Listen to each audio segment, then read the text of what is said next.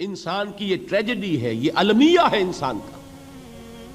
اس کو بھی قرآن مجید کی ایک صورت میں قسمیں کھا کر اذا السماء انشقت، اس کے بعد کیا فرمایا؟ یا ایھا الانسان انک کادح الی ربک کدحا فملاقیہ، اے انسان تیرا المیہ، تیری ٹریجڈی اس سے کہیں بڑھ کر ہے.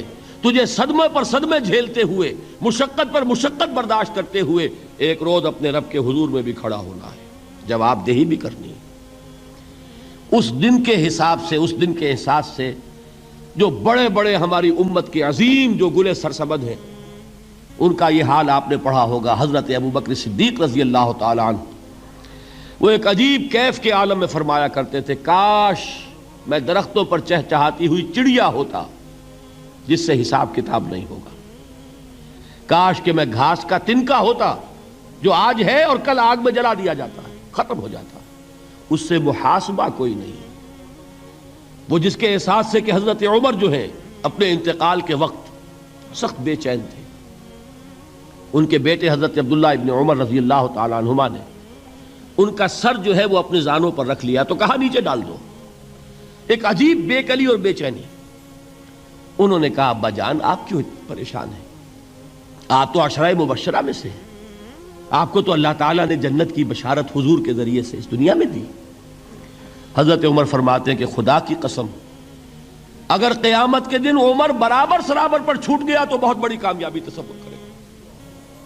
یہ احساس جن کو ہوتا ہے. حضرت علی کا حال کیا ہوتا ہے؟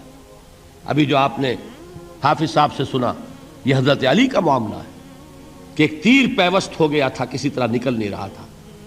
حضرت علی نے فرمایا کہ اچھا چھوڑو مجھے، میں نماز کی نیت باندھتا ہوں.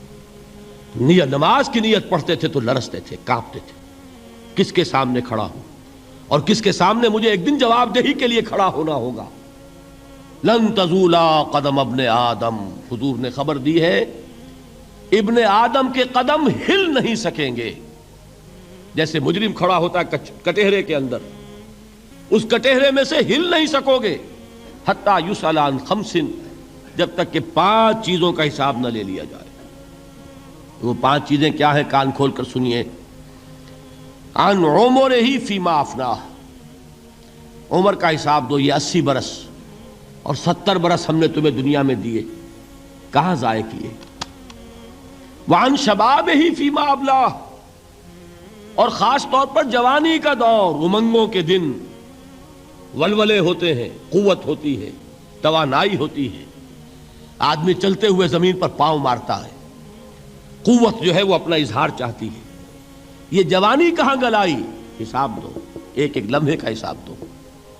وَعَن مَالِهِ مِنْ أَيْنَ اكْتَسَبَهُ وَفِيمَا أَنْفَقَهُ، ایک ایک پائی کا حساب دو. مال کا کہاں سے کمایا تھا، حلال سے کہ حرام سے، اور کہاں خرچ کیا تھا، گل چھروں میں، عیاشیوں میں، یا نیکی کے کاموں میں، ادائے حقوق میں، اللہ کے دین کے لیے. 4 سوال ہو گئے. 2 زندگی کے بارے میں، ایک زندگی پوری بحیثیت مجموعی کہاں کس کام میں لگائی، اور خاص طور پر شباب کا دور کہاں لگایا.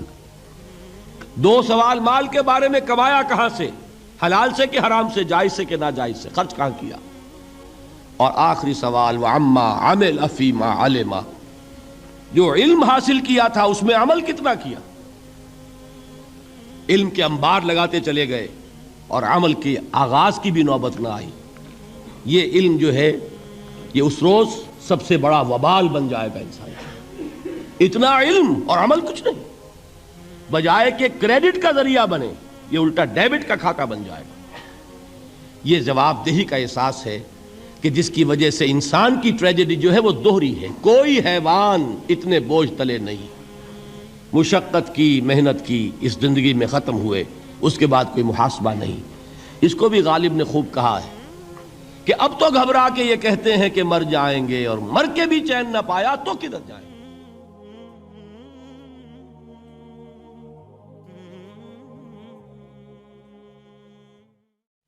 انسان کی یہ ٹریجڈی ہے، یہ المیہ ہے انسان کا. اس کو بھی قرآن مجید کی ایک صورت میں قسمیں کھا کر اذا السماء انشقت، اس کے بعد کیا فرمایا؟ یا ایھا الانسان انک کادح الی ربک کدحا فملاقیہ، اے انسان تیرا المیہ، تیری ٹریجڈی اس سے کہیں بڑھ کر ہے، تجھے صدمے پر صدمے جھیلتے ہوئے، مشقت پر مشقت برداشت کرتے ہوئے ایک روز اپنے رب کے حضور میں بھی کھڑا ہونا ہے، جواب دہی بھی کرنا۔